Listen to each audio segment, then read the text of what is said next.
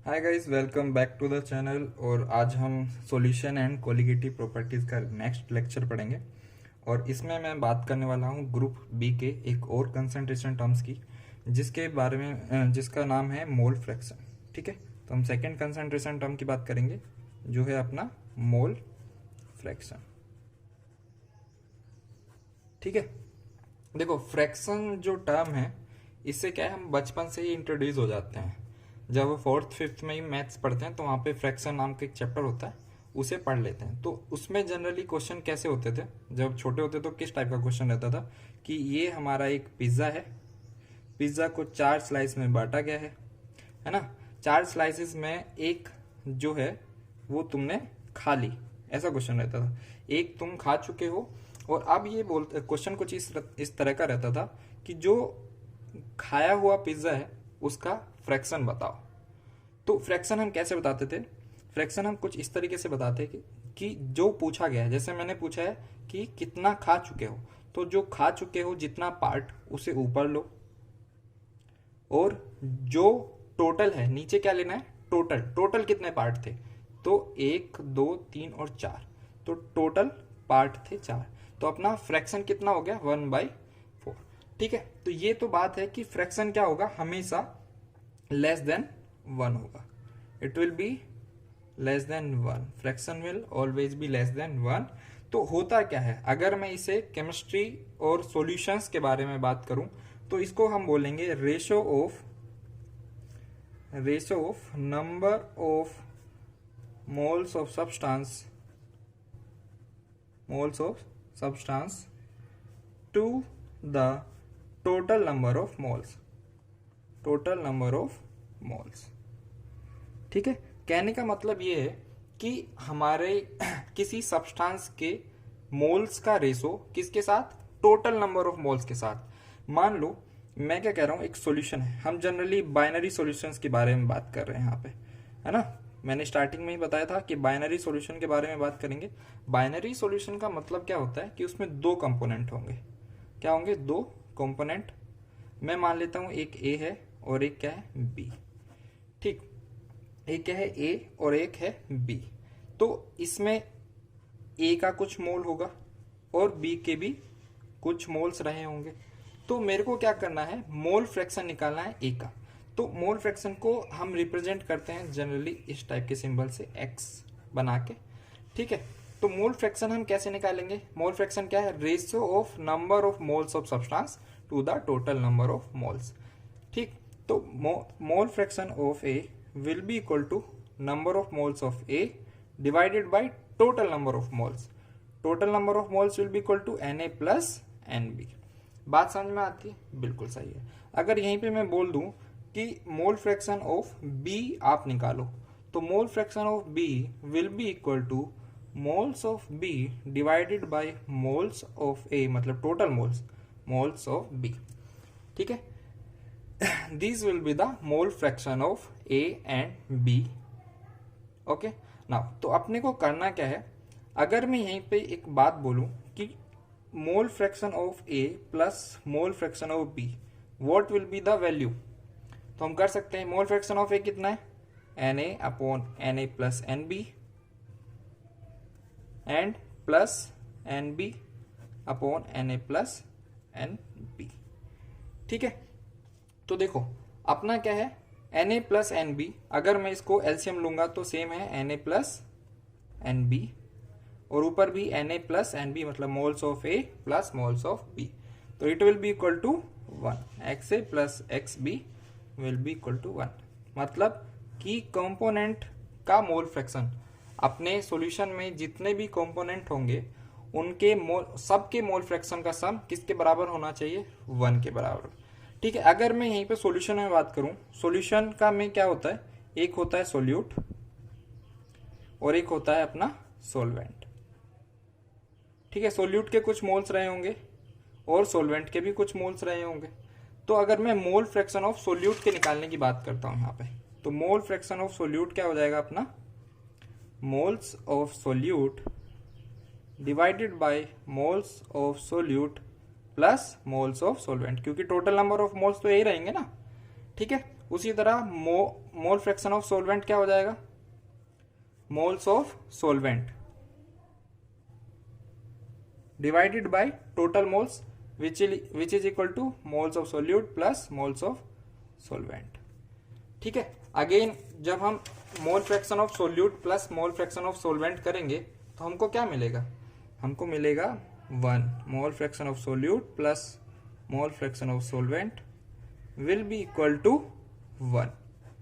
ठीक है, इतनी बात आती है समझ में। तो हम कह सकते हैं summation of mole fraction of all the component in the solution will be equal to 1। ये दो प्रॉपर्टी हमें पता चल गई हैं। देखो, अगर मैं मोल फ्रैक्शन ऑफ, जैसे मैंने बताया था मोल फ्रैक्शन ऑफ ए की अगर मैं बात कर रहा हूं और मोल फ्रैक्शन ऑफ बी, अगर मैं बोलूं mole fraction of A is equal to 0, है ना। देखो, मोल फ्रैक्शन की वैल्यू कहां से कहां तक जा सकती है, 0 से 1 तक जा सकती है। ठीक है, क्या 1 या फिर 0 होगी, तो देख लेते हैं इसको। मोल फ्रैक्शन ऑफ ए 0 है, इसका मतलब क्या है, इसका मतलब ये है कि उसके मोल्स कंपाउंड सॉल्यूशन में है ही नहीं, मतलब ये कंपोनेंट ए कंपोनेंट सॉल्यूशन में प्रेजेंट ही नहीं है, तो इसको बोलेंगे not present in solution. Okay, अगर मैं यहीं पे बात करूं moles of A is equal to mole fraction of A is equal to 1, तो इसको मैं क्या बोल सकता हूं, इसका मतलब है कि जो हमारा कंपाउंड है वो सॉल्यूशन है जो, उसमें सिर्फ ए ही प्रेजेंट है, तो ये क्या होगा अपना प्योर सब्सटेंस। तो ये कोई सॉल्यूशन थोड़ी ना है, तो मोल फ्रैक्शन की वैल्यू 0 और 1 के बीच में ही रहेगी। इसमें हमारा 0 और 1 नहीं हो सकता। 0 और 1 का मतलब क्या है वो मैंने यहाँ पे बताया है। ठीक है, तो चलिए एक क्वेश्चन करते हैं हम इसके ऊपर। क्वेश्चन कुछ इस तरीके से है, क्वेश्चन लिखते हैं हम कि 30 ग्राम ऑफ यूरिया। ठीक है, यूरिया को हमने अभी तक बहुत बार पढ़ लिया है, इसका मैं फॉर्मूला लिख देता हूँ, NH2CO NH2 और मोलिकुलर वेट होता है 60, इज dissolved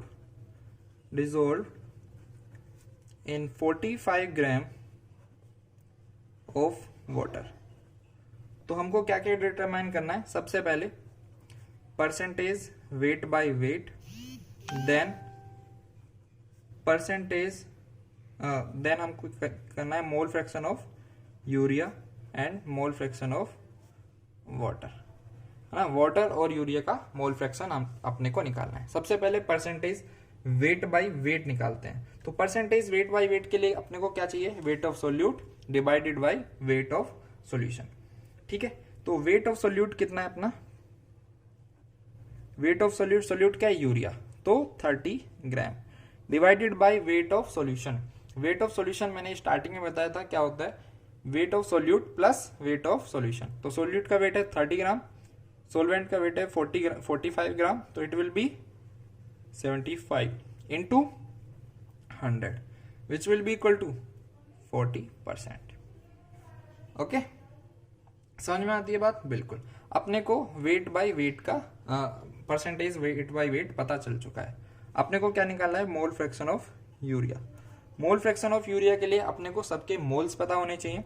मोल्स पता होने के लिए अपने को वेट पता होना चाहिए और वेट अपने को पता है, तो हम क्या लिखेंगे मोल फ्रैक्शन ऑफ यूरिया के लिए, moles of urea divided by total moles which will equal to moles of urea plus moles of water.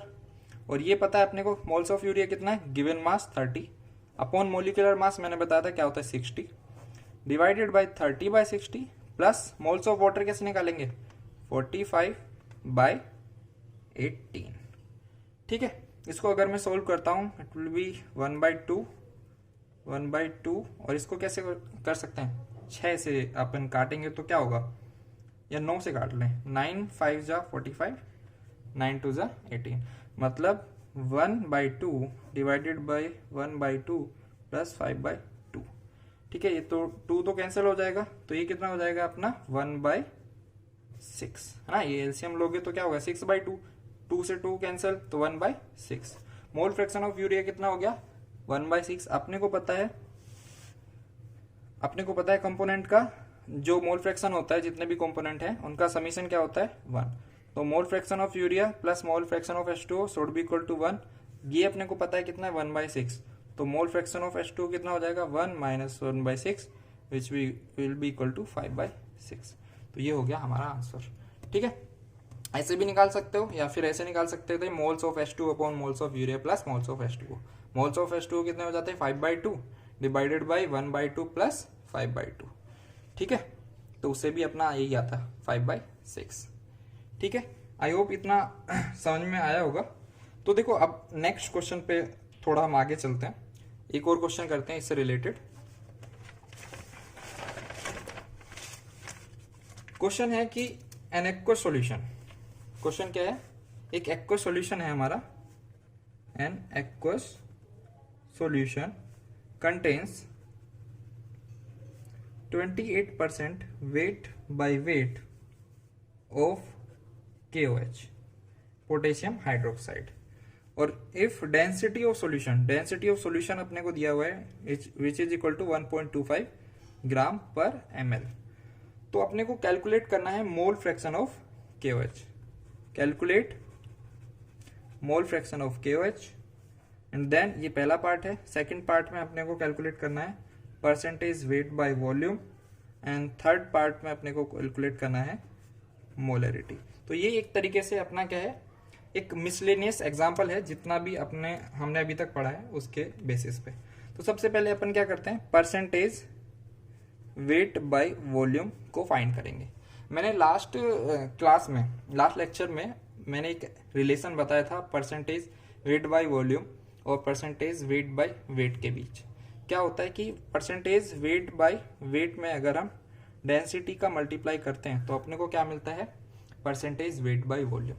तो देखो परसेंटेज वेट बाय वेट कितना है 28 इंटू डेंसिटी कितना है 1.25। इसको मैं ऐसे करके बाय 100 कर लूँ और इसको मैं 4 से काट देता हूँ 25 से, 5 टाइम्स जाएगा, 4 7 जा 28, it will be equal to 35% weight by volume. ठीक है, वेट बाय वॉल्यूम का अपने को पता चल गया कितना है 35%। तो इसका मतलब मैं क्या बोल सकता हूँ कि 35 ग्राम सोल्यूट क्या है यहाँ पर KOH present in 100 ml solution, 100 ml solution. ठीक है, 100 ml सॉल्यूशन अपना हो गया है। अब देखो क्या करना है, 35 ग्राम है, ये कितना है 100 ml सॉल्यूशन में। अगर मैं मोलरिटी निकालना चाहूँ तो मोलरिटी का डेफिनेशन क्या होता है कि पर लीटर सॉल्यूशन में, मतलब 1000 ml सॉल्यूशन में कितने मोल्स हैं सोल्यूट के। तो देखो मैं क्या करूं, मैं पहले यहाँ पे वेट निकाल लेता हूँ सोल्यूट का। 100 ml में 35 ग्राम है, तो 1000 ml मतलब 1 लीटर में कितना होगा, 1000 ml सॉल्यूशन विल कंटेन कितना, बताओ जल्दी, अरे 35 into 10 will contain 350 gram solute. ठीक है, बिल्कुल एकदम क्लियर है, कोई दिक्कत नहीं होनी चाहिए इसमें। तो देखो अब मोलरिटी कैसे निकालोगे, मोलरिटी क्या होती है, moles of solute, moles of solute पर लीटर ऑफ सॉल्यूशन। तो पर लीटर कितना हो गया अपना, 1 लीटर है गिवन है, मोल्स कितना हो जाएगा 350 gram, given mass upon molar mass कितना होता है, अपना होता है मोलर मास 40। ठीक है, यही होगा ना, समझ में आती है बात। तो 350 बाई 1 मिनट 40 नहीं होता है, हमने उसको काउंट करना भूल गए, it will B 56 divided by 1 क्यों, क्योंकि 1 लीटर सॉल्यूशन की बात कर रहे हैं। तो molarity will be equal to 350 by 56। तो अगर मैं इसको अप्रोक्सीमेट ले लूँ तो it will be like 350 by 55, और इसको अब 5 से काट देते हैं, 5 7 0, तो it will be equal to something 11 6 66, then 3 11 6 66 हो गया ना, 4 बच्चा 11 33, देन 6.36 मोलर। ठीक है, ये हो गया अपना मोलरिटी। अब आती है अपनी मोल फ्रैक्शन निकालते हैं, मोल फ्रैक्शन ऑफ KOH।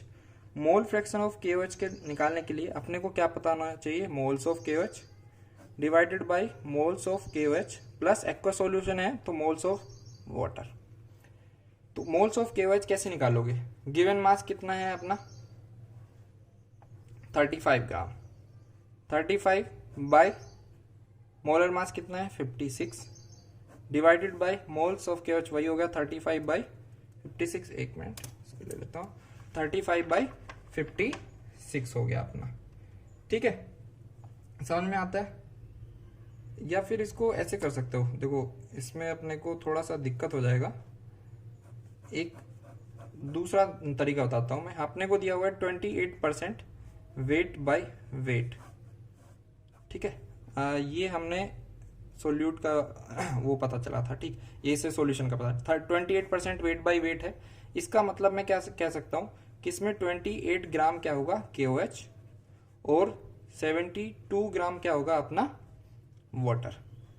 ठीक है, तो अपने को क्या करना है, मोल्स निकालने किसके KOH के। तो मोल फ्रैक्शन ऑफ KOH के लिए मोल्स ऑफ KOH कितना हो गया 28 by 56 divided by 28 by 56 plus 72 by 18 moles of water.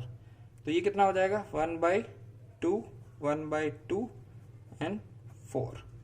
ठीक है, 1/2। तो ये कितना हो जाएगा अपना 1/9। ठीक है, mole fraction of KOH will be equal to 1/9। I hope सबको समझ में आया होगा कि 28% वेट बाय वेट दिया हुआ है, तो 28 ग्राम KOH और 72 ग्राम वाटर यहाँ पे अपने को मिलेगा। ठीक है, बिल्कुल सही। चलो इतना ही रखते हैं आज की क्लास में, फिर नेक्स्ट हम बात कर लेंगे कुछ और क्वेश्चंस के बारे में। नेक्स्ट हम एक नए कंसंट्रेशन टर्म की बात करेंगे जिसको हम बोलेंगे मोलैलिटी। थोड़ा बेसिक आइडिया होगा मे बी इसके रिगार्डिंग। इसमें अपन मोल्स ऑफ सोल्यूट पर kg सोलवेंट के बारे में बात करते हैं। ठीक है, तो नेक्स्ट वीडियो में मैं इसको पूरा एकदम अच्छे से बताऊंगा। इसमें इतना ही रखते हैं। Thank you.